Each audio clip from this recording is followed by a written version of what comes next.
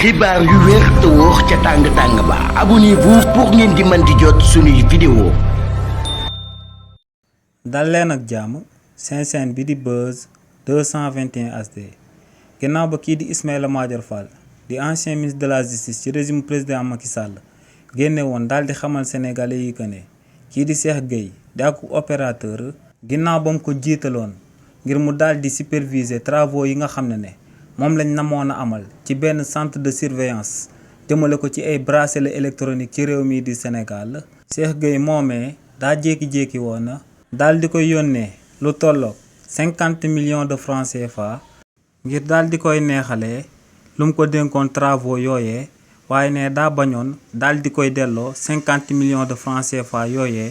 ngir bañ a amal akub conflit d'intérêt jëmale ko ci travaux yooyee mu dénkoon kookee di Cheikh Gueye. ginnaaw ba Ismaïla Madior Fall yëkkatee kàddu yooyee nag kii di Cheikh Gueye daal dina ci andi ay leeral kii di Cheikh Gueye ne kàddu yi nga xam ne moom la Ismaïla Madior Fall yëkkati xaajul bay dëppoog lu am ndax ne kii di Ismaïla Madior Fall ginnaaw ba mu koy sollicité ngir daal di koy jébbal travaux yooyee da ko laajoon en retour mu daal di koy jox lu tolloog 250 millions de francs CFA ngir mu soog a daal di mën a gagné travaux yooyee en tant que opérateur.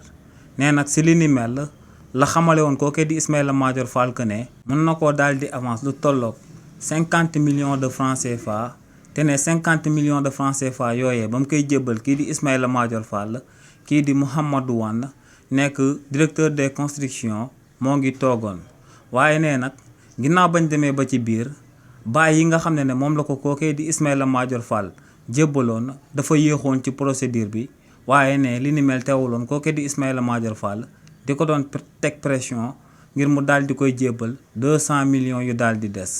waaye ne si la xamalee kookee di Ismaïla Madior Fall que ne procédure yi dafa daal di nekk en retard te li ni mel moom moo sabab mënu koo jébbal 200 millions de francs CFA yooyee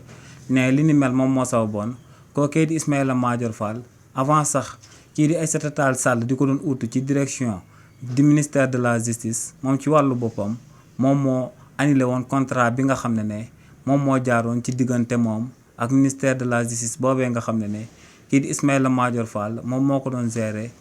ginnaaw ba fi président Macky Sall nekkee woon. xibaar yu wér te wóor ca tàng-tàng ba abonnez-vous pour ngeen di mën di jot suñuy vidéo.